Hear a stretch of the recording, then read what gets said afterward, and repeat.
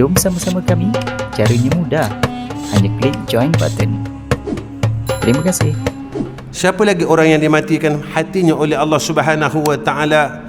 Iaitu mereka yang bila dia buat dosa setiap hari merasa tenang. Kalla bal rana ala qulubihim ma kanu yaksibun. Dia buat salah tapi dia rasa tenang. Dia ceritakan hal orang, dia tenang. Dia mengumpat hal orang, dia tenang. Dia sombong, dia tenang. Masya Allah. Kita memang tak tinggal puasa, tuan-tuan. Alhamdulillah. Puasa sunat kita hebat. Senin Khamis. Puasa Muharram 1 sampai 10 Muharram. Orang lain puasa 2 hari. Tasu'a, Ashura. Kita 1 sampai 10, tuan-tuan. Allah Karim. Tapi kita tak tinggal hasad. Kita rasa kita hebat. Kita rasa itu, kita rasa ini, kita rasa itu, macam-macam, tuan-tuan. Masya Allah. Walhal itu adalah sebahagian daripada mazmumah yang dibenci oleh Allah Subhanahu wa taala.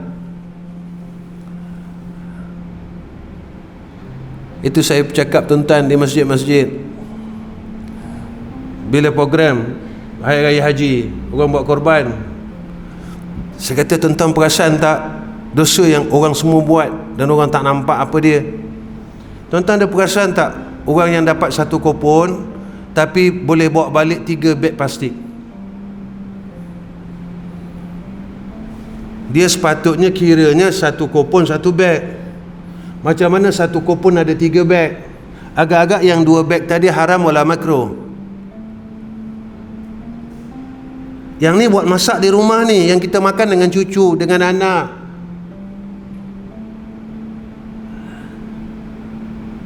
Baik, dalam dunia kita akan boleh cakap apa-apa pun, tuan-tuan. Kita akan boleh cakap bagi alasan. Sebab itu Allah dah ingatkan kita dalam suratul Yasin. Al-yawma nakhtimu ala afwahihim wa tukallimuna aydihim wa tashhadu arjuluhum bima kanu yaksibun. Pada hari itu kata Allah, aku akan tutup mulut kamu sebab mulut kamu boleh bagi alasan dalam dunia, macam inilah. Tetapi yang tidak akan membohongi aku, kata Allah, wa tukallimuna aydihim, tangan-tangan mereka akan berkata ke hadapan aku, dia akan cerita perkara betul. Wa tashhadu arjuluhum, dan kaki akan memberi saksi, mata akan berkata kepada Allah, telinga akan bercakap dengan Allah. Kita nak tipu mana, tuan-tuan? Masya Allah. Tangan dia akan bercakap daripada umur kita akil balik sampai kita mati. Kita buat apa, kita buat apa. Kaki, telinga, semua akan berkata dengan Allah. Kita tak boleh bohong dengan Allah Subhanahu wa taala. Sebab itu di dalam Al-Quran Allah himpunkan segala-galanya, satu saja wasiat dia, takwa.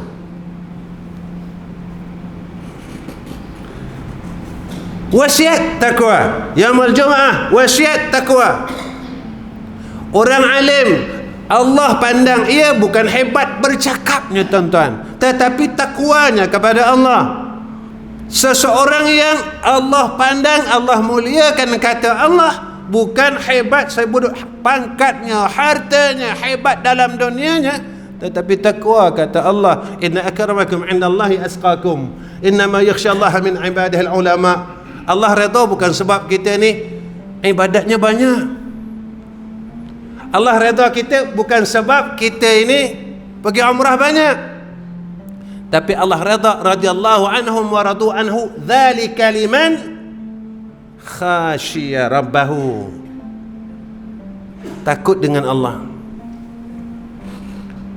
Orang yang takut dengan Allah bukan sekadar berbuat baik, tetapi orang yang takut dengan Allah, ia meninggalkan kejahatan-kejahatan yang dapat menghapuskan kebaikan yang telah dia buat. Ini orang yang takutkan Allah. Bukan sekadar berbuat baik. Tinggalkan benda jahat. Benda jahat. Sekarang, tuan-tuan, nak jahat cukup senang, tak macam dulu, tuan-tuan. Sekarang jahat dah senang. Pakai Facebook boleh jahat, pakai WhatsApp boleh jahat. Nampak? Orang dah tak tabayun dah sekarang, tuan-tuan. Sekarang ini zaman, tuan-tuan, bukan zaman awal. Tuan-tuan lebih arif daripada saya. Tuan-tuan, apa yang berlaku di Jeddah sekarang? Jeddah telah ada kelab malam untuk orang-orang kaya, tuan-tuan. Jeddah telah berlakunya K-pop, muzik K-pop yang pertama di bumi Jeddah. Telah berlakunya festival muzik sedunia di Jeddah. Apa yang saya duduk dalam sini, tuan-tuan? Dajjal yang tak boleh masuk bumi mana? Dia akan datang tak besok, tuan-tuan? Dia akan datang Madinah, dia akan datang Makkah, tapi dia tak boleh agak-agak, tuan-tuan, semua tempat dah masuk. Yang dia tak masuk mana? Dia dah sampai Jeddah, tuan-tuan. Malaysia, Ausaf Dajjal dah banyak.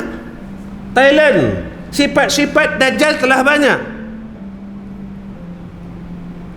Kita tak pernah dengar lagi Jeddah ada kelab malam, tuan-tuan.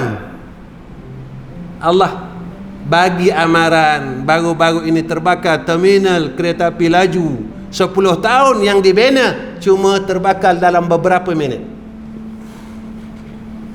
Jeddah ini bukan calang-calang tempat, tuan-tuan. Tempatnya nenek kita, iaitu Siti Hawa. Betul orang panggil Jeddah, nenek. Jeddah. Masya Allah. Allah nak bagi tahu kita, tuan-tuan, baru ni Ambon gempa bumi, South Africa gempa bumi. Bahkan Nabi SAW bersabda, jika kerap berlakunya gempa bumi, bahawa qiyamah itu terlalu hampir. Jangan kita tengok daripada yang lain-lain. Yang lain-lain dah dekat dah sangat, tuan-tuan. Masya Allah. Penguasa yang zalim, itu ini, orang tak kira di mana rezeki sumber itu halal wala haram. Maka orang dah tak kira. Zaman ini zaman mula orang hubud dunia, orang berlumba-lumba ke arah keduniaan. Ketika itu, Masya Allah, zaman apabila mula orang rebut dunia, orang cari dunia, orang tamak dengan dunia, Dajjal timbul. Tuan-tuan, Dajjal dia tak tawarkan kepada kita ilmu. Dajjal tak macam kita, tuan-tuan, datang-datang tanya, Haji apa khabar? Tidak. Haji anak berapa sekarang? Cucu ada berapa? Masya Allah. Tidak. Yang ditawarkan oleh Dajjal adalah harta yang banyak, material. Dalam keadaan manusia itu hubbud dunia, sayang dunia, kasih dunia, pulun dunia, cari peluang macam mana nak kaya. Ketika itu Dajjal datang, dia tawarkan akan harta yang banyak. Lalu apakah kita ini boleh istiqamah? Innal ladzina qalu rabbuna Allah summa istaqamu. Ataupun kita akan mengaku Dajjal itu sebagai Tuhan kita. Sebab itu syaratnya, syarat tak banyak. Kalau engkau nak harta ini, kata Dajjal, kau kena mengaku yang Dajjal itu adalah Tuhan. Dalam pada kita, tuan-tuan, ini yang saya cakap dengan sahabat-sahabat. Kita baca suratul Kahfi, Masya Allah.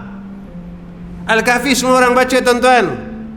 Sampai satu peringkat dulu, orang kata jangan baca Yasin, baca Kahfi, baca Kahfi. Siapa yang baca Kahfi selamat daripada fitnah Dajjal. Qais, Taib, baik. Kalau baca Kahfi tetapi hubud dunia bercambah, boleh selamat tak agak-agak, tuan-tuan?